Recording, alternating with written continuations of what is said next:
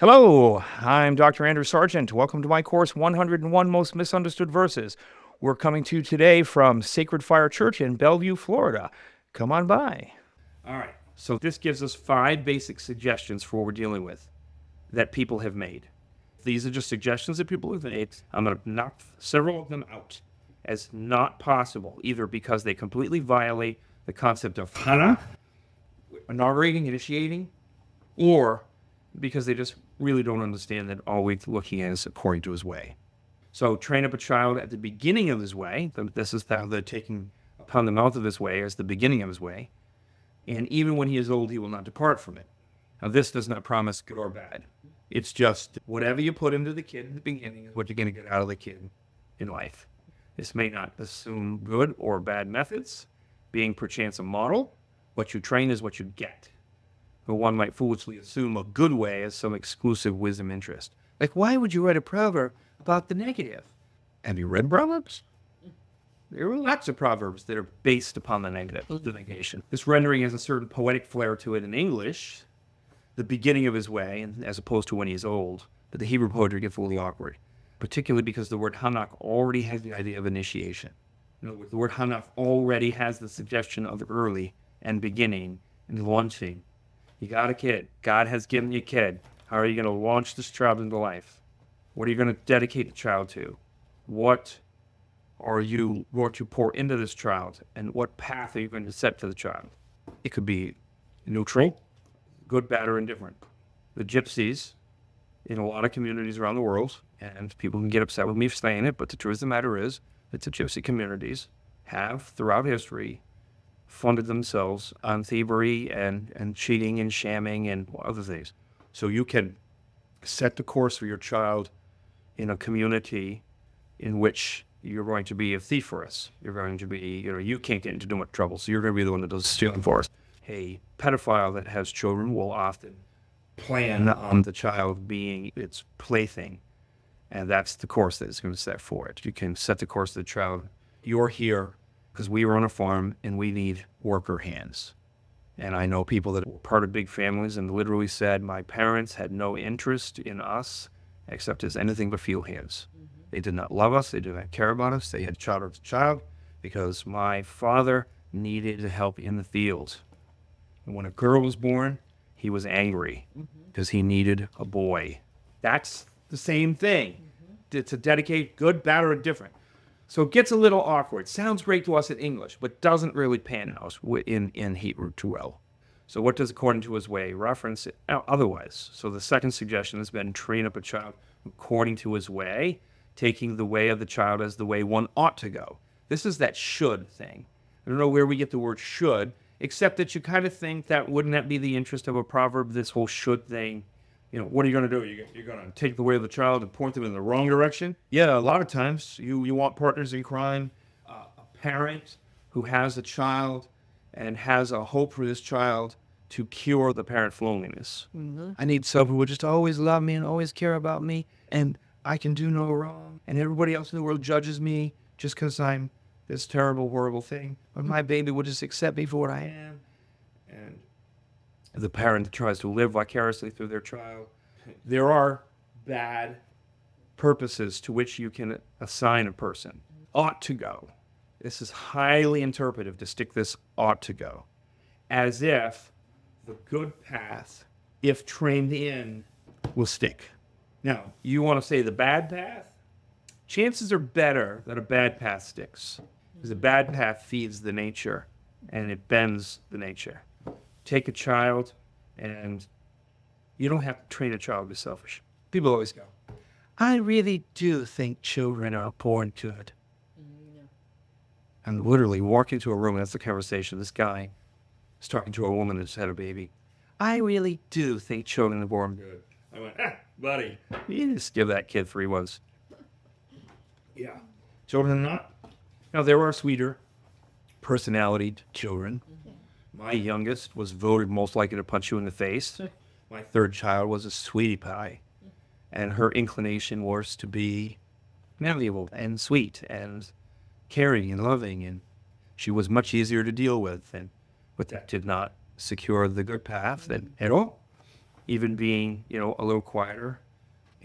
When in my house, growing up, we had three of us boys. We ran rough and tumble and fists flying and ready to go. And my sister was just as aggressive, but she just didn't tend to have its inclination so much to the violence. Although I do remember a particular time she beat me almost to death with a telephone. And Lisa, if you're watching this, you know you didn't. My sister actually does watch this. So that's for her. Evil takes and sticks more readily. But even that does not always take. Sometimes a person is so sick of the nothingness, so tired of the anger. They just have had enough, and they start looking up and crying out to God for something bigger, something better. They want to be a better person. So 3, train up a child according to his way, taking the way of the child as the way of his personality and pensions. I do not favor this at all. I don't believe that, because I think this fixates on train up as an ongoing, lifelong process of discipleship and discipline and instruction. And I'm not saying that you can't figuratively get the word hanak to go that way, but it's really this launch, more of this idea of launching, as opposed to looking that this is not trying to instruct you on a lifelong methodology where you literally want to take the pensions of the way of the personality of the child.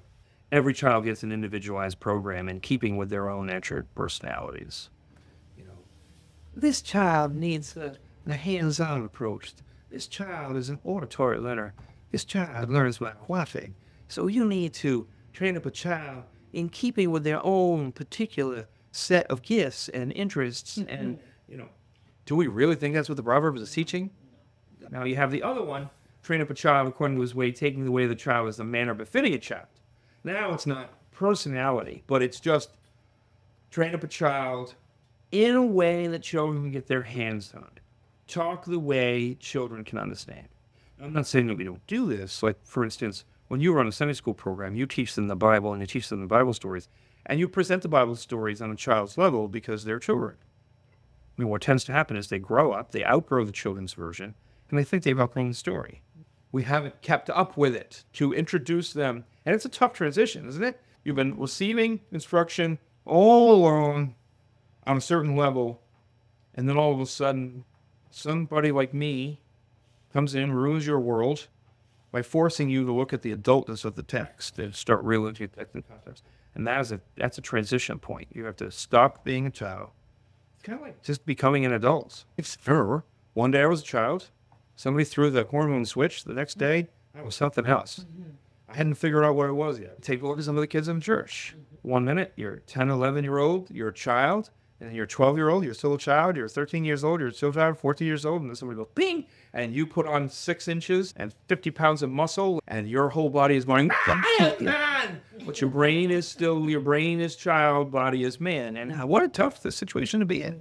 You're being provoked, like with a cow prod, in a direction that you never even considered. It'll mess you up if you don't have guidance and direction. So I'm not against the idea.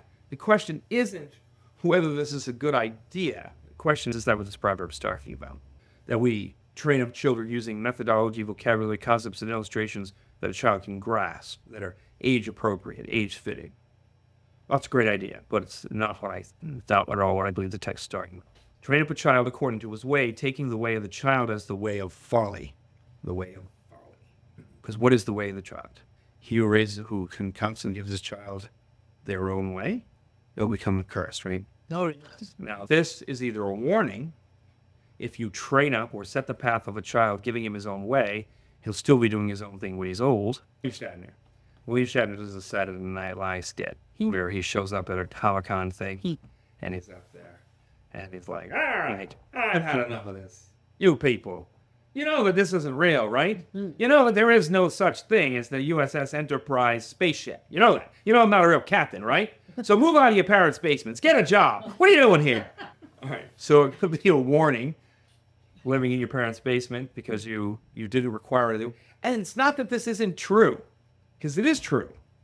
If you never require any of your children, if you don't raise them well, if you don't teach them well, if you teach them bad things, if you abuse them, you're going to get some pretty awful things out. But there's no guarantee on the other side for the good thing. You can do every good thing for them. You can be perfect as a parent. and they will not be perfect as a child. Or as an adult. Yeah. And you're not a perfect parent. And you make all kinds of mistakes and will make all kinds of mistakes no matter how good you think you are. The parents that have the perfect child because they are regimented in the military and control every word that they speak and everything that they see, and or doesn't know how to handle themselves in the real world when they get there. Because they don't have you whispering over their shoulder, telling them every minute of every day exactly what they're supposed to do. If they haven't made it their own, if they've been white-knuckling it, that's what was my phrase for trying to live something that's not your own, trying to restrain yourself from doing something that with every fiber of your being you really want to do, and you secretly cultivate wanting to do it in your mind. Oh, I shouldn't cheat on my wife, but all I do 24 hours a day is think about other women. That's white knuckling it. Instead of disciplining your mind and saying, I will take my thoughts captive, and I will not give myself to these fantasies or to this, as opposed to giving yourself full sway in your mind, but then trying to hold yourself in light. So you're like, instead of conquering it, making it your own, becoming the thing that you want to be. All right. So some people see it as a solid piece of advice from Proverbs 22:15. Folly is bound up in the heart of a child. The rod of discipline drives it far from. That's what's in the heart of a child, is folly. And you do everything you can to conquer that folly, to bring wisdom to the child, to teach the child wisdom. Some take to it better than others. Some are harder. It's like I have a particular personality, whatever you want to call it, my whole being, penchant toward violence. Violence is easy for me. I have not been a violent person throughout my life. But boy, violence is easy for me. Very easily for me to go to violence. I've seen other people who they're just like, yeah, hey, you're doing well, you getting so worked up about it. Come on, chill. What's that? Why are you getting so upset? You couldn't provoke them to violence no matter what. Almost no matter what you did to them. They'd be like, that wasn't very nice. They have no inclination to violence. So if you have no inclination to violence, have you exercised any particular special anything to not be violent? No.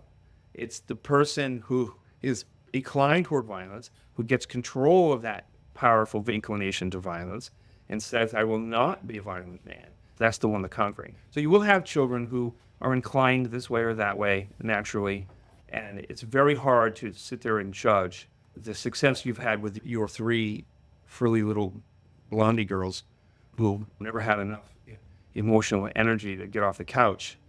And then to look at another parent who's got 4 rowdy boys who are kind of like I was when I was a kid, just exploding with energy. There were times when I was a kid that I sat there thinking, I'm just going to rip out of my old skin. I can't even stand it anymore. If I don't get up and run around in circles and beat my head off a wall and go jumping over something, fist fighting somebody, I don't know what I'm going to do. I'm just ready to just blow. And to sit there and with this kind of cold calculating, well, if you do the math and if you do this, you do that, and you get a grade, you teach them this, and you do that, and you can, you will have perfect control over your children. But folly is bound up in the heart of the child. Recognize that folly is bound up in the heart of the child. And if you inaugurate their way, if you set the path for their life, raising them by giving them their own way, even when they're old, they're still going to be doing their own thing. Folly will be the way of their lives. Their whole life will be folly. Now, some have noted the way of the child is the way of the fool. It's a common theme in Proverbs. The way of the child is the way of the fool. Proverbs 13:24. Whoever spares the rod hates his son, but he who loves him is diligent to discipline him. Proverbs 23:13-14. Do not withhold discipline from a child. If you strike him with a rod, he will not die. If you strike him with a rod, you will save his soul from Sheol. We live in a society that thinks that to restrain children at all, in any way, is to do them a disservice. That to discipline them or control or to contain them. In the Song of Solomon, we have this one piece. It's, what shall we do for our sister as she ages? If she is a wall, then we shall adorn her with silver, celebrate her. If she is a door, we will board her up until her time. Recognizing the waywardness, they're going to protect their sister from herself.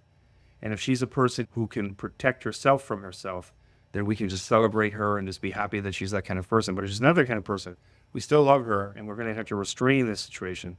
We're going to have to protect her from herself to keep her from blowing her own life up. You recognize the strong inclinations to manipulation, strong inclinations to stupidity and folly, and you train that.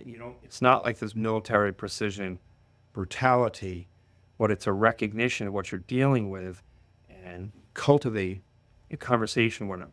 But there are times where 1,000 blows in the backs of a fool are necessary. Sometimes you've got to have to bring a language that can be understood. And the fact that we have an entire thrust in our society against corporal punishment, acting like corporal punishment doesn't work, because anybody that's ever looked at the world knows that corporal punishment does work. In fact, the government has corporal punishment as its be-all and end-all. The very essence of the existence of government is corporal punishment. You take a man against his will and you force him into a prison. You take a man against his will and you take his money. You take a man against his will and you kill him. Take a man against his will and you subject them to work or whatever. You restrain. And if you come to arrest them and they fight you, you beat the living snot out of them, because that's what the police are there to do. And I'll never forget a lesson I learned really young. After school dance, we were driving home. They had this guy pulled over in my town, little town, and they had him on the hood of the car. And as they went to pat him down, he spins around to punch the police officer, and the police officer ducks. The guy's head goes over his head. He comes up. The cop just comes up, boom, under this guy's chin. This guy went in the air, onto the hood of the car from this one punch, and 3 cops descended on him. Boom, and they were just poof. He swung at it, swung at it. So they don't actually believe it, but it's part of critical theory to unravel society. And if you're working with the postmodern critical theorists, they believe that inside the human being is truth, and that what you need to do is that every person is like a butterfly trapped inside an ugly chrysalis. And the chrysalis that's constraining them are the morals, the ethics, the expectations, the norms of society. And that if you can get rid of the norms of society, if you can get rid of all the training and the teaching and the discipleship and the disciplining, if you can get rid of all the mores and the rules and the regulations, and you can rip away that chrysalis, that what will pop out will be this beautiful souled butterfly, no longer restrained by right and wrong, but able to fully express the whole of themselves. Or Ted Bundy, one of the two. But they would even blame, like a Ted Bundy kind of thing, they blame it on the attempts to restrain them, that we should get back to this natural, unrestrained animal self, and that in that state, we are the purest essence of what it means to be man, and how beautiful. And of course, that man is naturally communist, communal. Society has made us selfish because of the concept of property, because of the concept of freedom, because of the concept of, so you strip away everything so that the person can become or return to this natural state of the myth of the noble savage, that you're close to the state of nature. And in that state, you're not in danger of anybody. In that state, you're beautiful. In that state, you become the perfect version of yourself. And because in that state, you are a communist. In that state, you're not selfish. In that state, you only think about the good of the whole. I don't know what world they've ever lived in that they think this, but it's part of the lie that they tell. So in that sense, the postmodern hope is to get rid of all that stuff. So you got to get rid of marriage. Why should you restrain yourself to one partner? That's terrible. You're a villain. So they made a movie in 1967 called Kiss Me, Fool, in which you're playing the hijinks of this couple that love each other very much, and they blow up their whole world in a single night, and they think it's supposed to be a comedy, that this wife discovers her true beautiful self in cheating on her husband, and the husband discovers his beautiful self by cheating on his wife, and they can get rid of all this stupid stuff of restraining them to one another, and they can just be these free, happy people, and they're never able to love each other more purely, more deeply, more preciously than when they can get rid of all those old-fashioned, terrible nonsense ideas that I should be restrained in any way. So this kind of stuff comes at the very core of that what is inside me when I break away the chrysalis and let my true self fly is the 7 deadly sins. That's it. I am lust, wrath, greed, sloth, envy, pride. That's where I am. And that it is only discovering the path of life that God has laid for me in his word and restraining myself to that path with a will, not being beaten into it. Although if you won't walk it, you should be beaten into it, because nobody should tolerate you being an animal. But if I can willingly give my whole self, Lord, I'm yours. Lord, I'll walk in your path. Lord, I'll discover. I make it my own, and I want to walk on it. And I want to be saved from myself. And I recognize that I'm a danger to me, and I'm a danger to everybody else.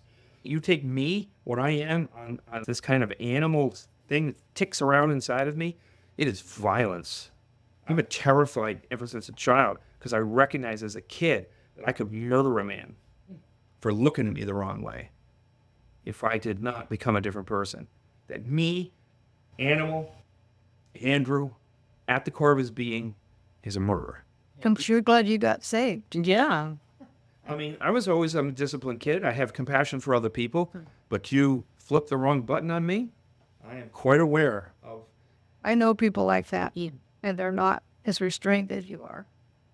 Yeah, I've seen men reacting to a situation and think, he spending the rest of his life free. That guy is in his penitentiary bound. And it would be in a moment. It would not be my life. It would just be in a moment. My reaction to, and I know my primary triggers. I was at church, and the pastor's daughter died. And the pastor went off to try and take power over her children who were now orphaned. And so he was gone overnight. And so one of the elders decided that he wanted to take over the whole church. But the pastor, I was in position, his assistant, so he asked me to kind of hold things, the fort down until things could be settled and a new pastor. I was getting ready to leave for my PhD. And this guy decided that he wanted to just come to the church and just all kinds of nonsense. And so they were doing some dirty dealings, and I confronted him. And he got mad. After a church service, he demanded his moment. So we sit down. Before we knew it, every single person in the church was around him and I in the face-off. Where he's like, you said this. Yeah, said it right to your face in front of everybody. Of course I said this. Well, how do you do? So I started just unpacking things, and he just got madder, and he's going bananas. It's like he's losing his mind. He's like running around like banging into the wall. And everybody's like, look what you did to him. It's nuts. I'm as calm as can be, So we go to leave, and he sees me in the parking lot, and he's doing it in the parking lot. And he sees me, he puts his fist down, and he rushes me, and he starts running at me. And I don't move. I'm just watching him, and I'm waiting. And I've already marked it out. When he crosses that line, I'm going to drop him. And he must have realized, the look in my eye, that I was not afraid, and that he was toast. I was going to kick him so hard, his grandchildren would feel it. And he suddenly stops. Or so and it was like, Sounds like one of them little dogs. yeah. And then just, It was like, I'm like, dude, really do not want to poke that bear, because I know what's in here. And if I let it out, let it go.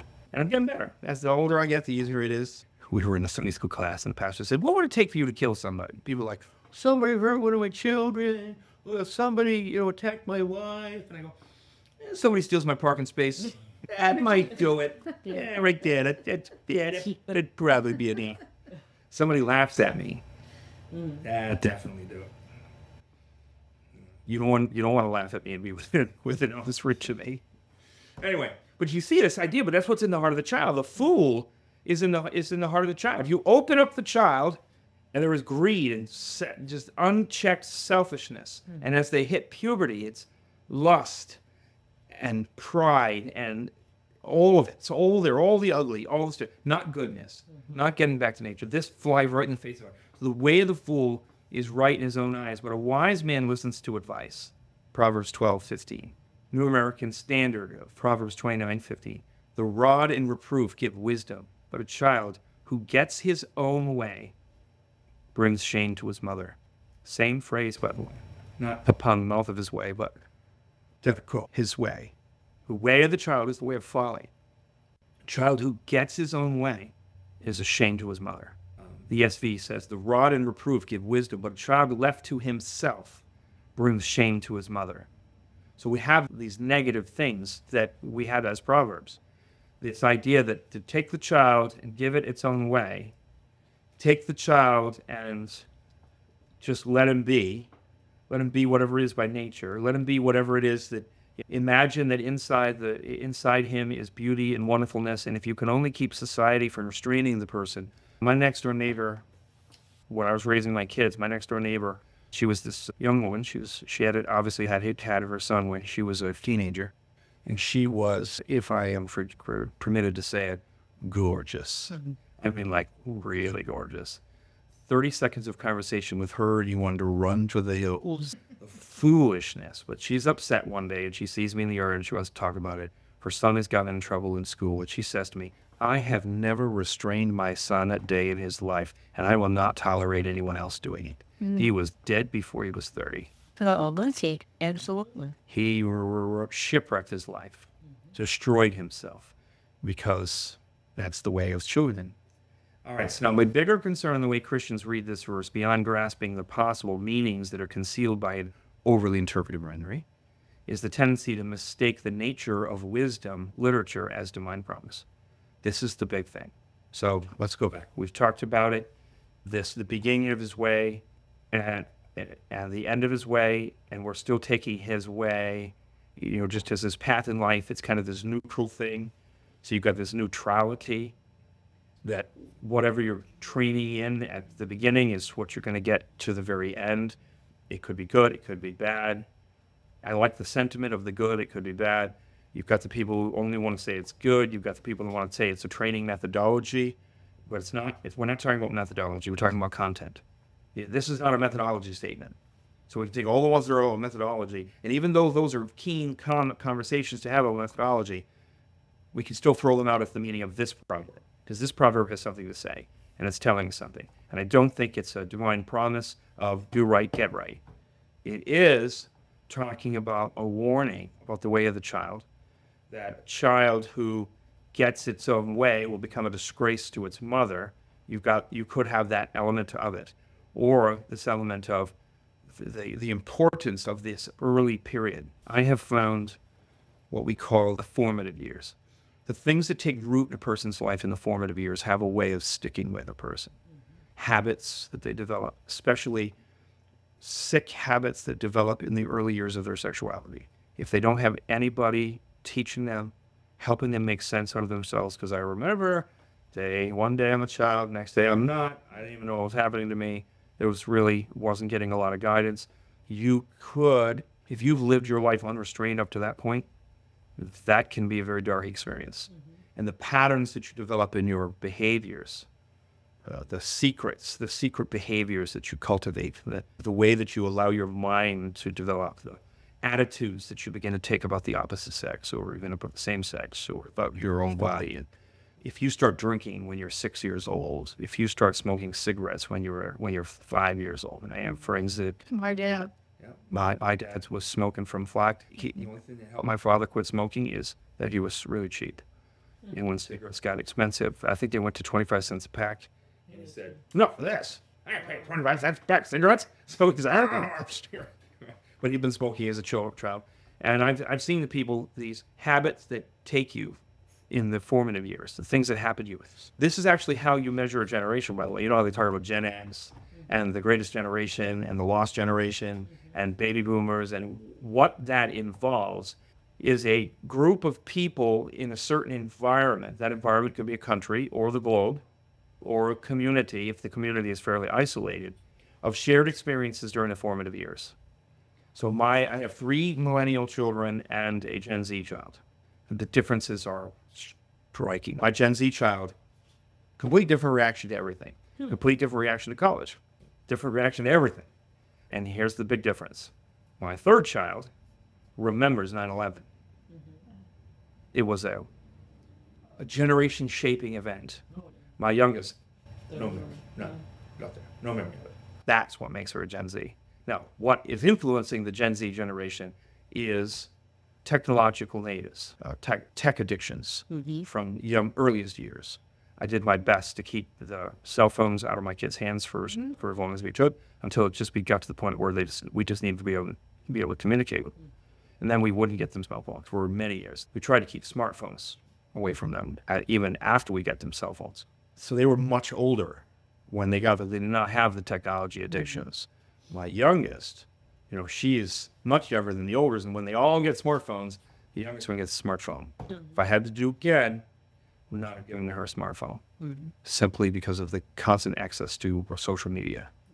It changes the way you think about interaction, changes the way you think about everything, about communication, that what you deserve as far as the attention that you should be getting, and to crave that kind of attention. I remember when we first started, we'd have a Christmas event the first year that they all got their cell phones, and they're all sitting around your room, and at Christmas, I'm talking to my friends, and with my friends. No, you're with your family. Put the phones away. So we'd make my kids put the phones away. Some of the others, you have to make them put them away, because you need to be present with the people you're present with. And this idea that you live in a fantasy world, you live in a digital world, and all of your contacts and friendships exist in the evening. You're not real. Or, anyway. So we're looking at this. I think what we're dealing with here, if I were to just cut down to it, we're not dealing with the way he should go. I think we're dealing with an understanding that the way of the child is according to his way, and that we're either dealing with the negative, give a child his own way, and when he's old, just let him do his own way. What kind of promises or guarantees do you have for the good way? Not many. But if you don't restrain the child, constantly give the child his own way. Hence, we come back to Proverbs 29:15. The rod and reproof give wisdom, but a child that gets his own way brings shame to his mother. I think we're closer to this. And at best, we're dealing with neutral. That the kind of influences that you initiate the child's life on, the formative years and the way that you raise them is going to have a powerful impact on the path that they take in life. And while you can change that path, we remember, when's this proverb having its heyday? Heyday in an agricultural community, the beginning of early civilizations in cities, and most of the people of the world will never travel more than 25 miles from their own home. That's most of the world. In America, we get up and by nightfall we're 1,000 miles away. We don't think anything of it. But for them, we're talking an entire existence in which you're never more than 25 miles from your own home. These kinds of influences and the way that you teach them to deal with their own self, to teach them to deal with their own emotions, to set them on the path, to discipline them on the path, to demand certain types of behavior, or to leave them to their own devices and to not restrain them. There's far more warning here than promise. Where did you hear that word? I heard it from you. I learned it from you. But the truth of the matter is, children don't need to learn it from us. Like, you literally have these things like, where did you learn to take drugs? You dang. Well, yeah, but where did you learn to be violent? You don't have to teach a child to be violent. You have to teach a child not to be violent. You don't have to teach a child to be dishonest. You have to teach a child to be honest. This is the part of the proverb that I think people get wrong. It's because they're looking for this divine promise, and it's, I'm just going to do right for them, and then everything's going to be okay. It's tough luck. Things are hard. The bent of man is to evil. A little fly spoils a great deal of ointment. You get one little tiny thing can ruin. It is easier to break something than to build it. I used to do interior demolition. Believe me, I can take a building apart. It takes forever to redo. I spent an entire winter dismantling buildings. Fun. I could tear through a building so fast. Not anymore. Now I'd swing the sledgehammer. Just a second, I pulled a muscle. But back in the day, man, that's where you sledgehammer all day long. It was one of those things where all that energy that I talked about having as a young man just was. There were times where I was so full of electricity, I felt like I just had juice running through my veins, and I wanted to just go. You have some. You have many to spare. I give it to all of you. Right? I just wanted to give it away. Now bend that kind of energy to evil. It is easier to break something than to build it. It is easier to destroy a reputation than to build a reputation. Everything in the world bends toward ruin, breakdown. Right? This is the law of thermodynamics. Everything is breaking down. Everything is moving toward poverty. So you have to struggle to stay wealthy. If you want to be wealthy, you have to struggle. You have to work. Everything good takes a phenomenal amount of work, and everything bad seems to flow to us naturally. And it's the same way with children. And so we don't want to see this proverb, this simplistic idea of writing on a blank slate in a child's life. No.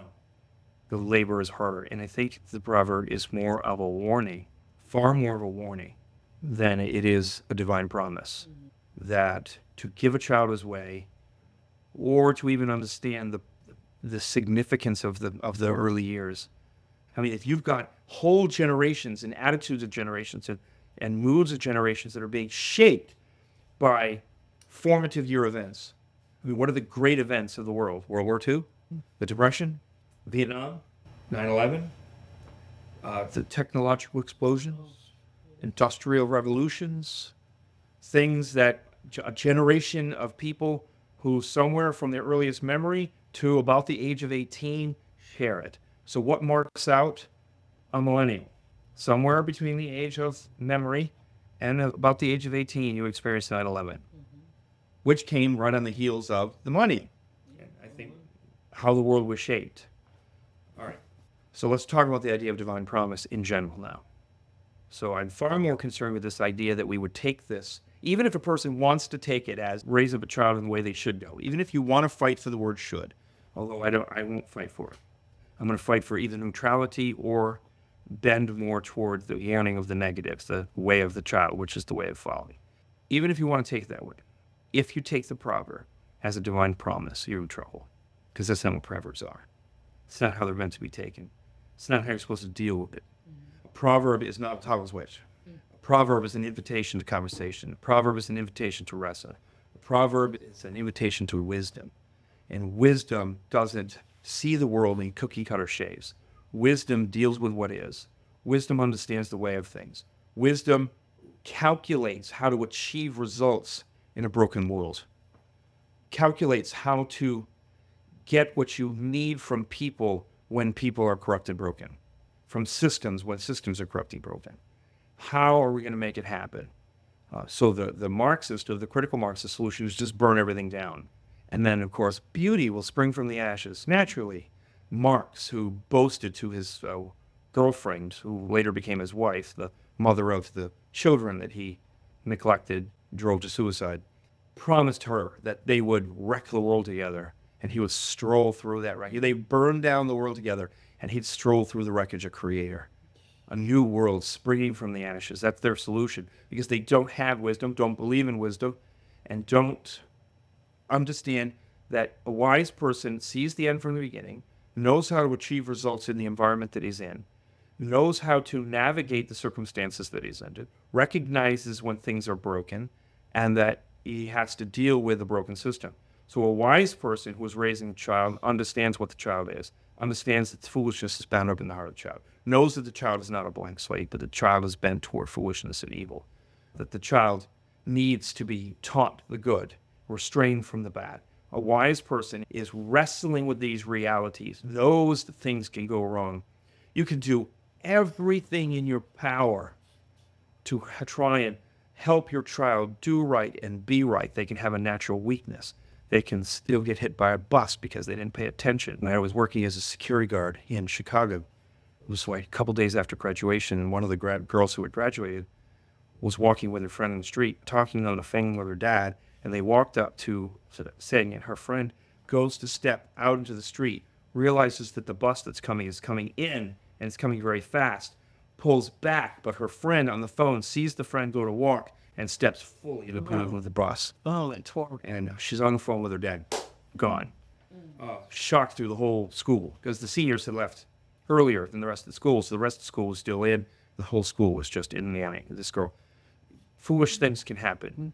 Your child that you want to protect, that you do everything for, can encounter a predator, can encounter a pedophile, can have horrible things. My parents, who did their best to teach us a certain way, we still ran into certain types of people, some pretty bad people, that would either try and influence us for the negative. We had one kid in the neighborhood who would offer us candy to do destructive things to our own house. For some reason, they took some issue with my mother. I don't know, but for whatever, it's just punks in the neighborhood being punks. Who, my mother was very beautiful, but she was, she was very beautiful. to cut that out. Kid one with a big head.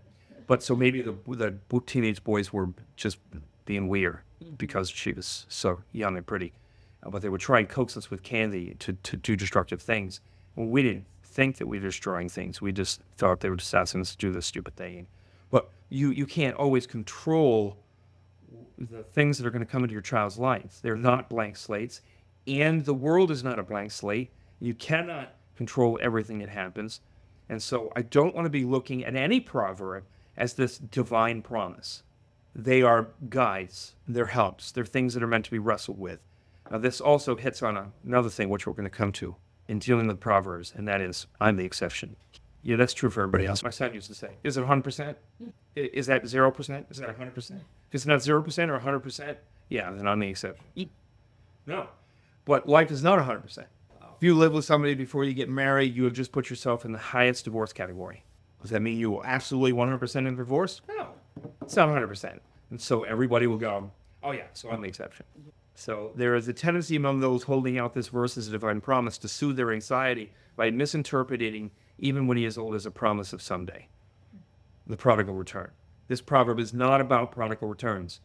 This proverb is about setting the course of a life and understanding that the early course of a life has a powerful impact on the later course of a life. It is very hard to break from the things that come to you in your formative years. It is not impossible. People meet Christ. People have life-changing events. So people have these things called SE, significant emotional events, like waking up on railroad tracks after a night of binging and being so scared that you never drink again, or getting violent and hurting somebody because you lost your temper and getting in trouble with your temper, as opposed to the husband who says, why you make me hurt you? Why you make me hurt you? Or the husband who says, oh, never again, I'll never do it again, until the next time I get upset. And you haven't recognized the difference. But this is not a promise of someday. The proverb is written as setting the course of life for a child. Right? It's not this divine promise of prodigal return. Okay, so even when he is old, it is a statement of constancy, consistency. Even as he grows old, he'll stick with it. It'll be with him through his life. It'll stay with him. I've been shocked to meet people who were alcoholics at the age of 6, who later in adulthood have such significant emotional events that they break free from alcohol. It is very hard to do. It is very rare. Very rare. But I've seen it. And a friend of mine whose son was going blind and he didn't know what to do. He lived a terrible life. He'd been an alcoholic since he was a young child. His brothers thought it was funny to get him drunk, and he'd been drunk almost every day of his life since the early ages of 6 and 7 years old. And he treated his wife terribly. He treated his family terribly. Alcohol, running around, carousing, just terrible behavior. But he was terrified for his son. And he goes into a church, goes into a father-in-law's church, and his miraculously healed. His son is so miraculously healed that he is overwhelmed. This significant emotional event, it transforms him. He actually breaks free from alcohol. I have never seen the like of it. It's very rare. That's where this proverb comes in. It is very rare to break free. You need something really serious to happen in order to break the paradigms of your childhood.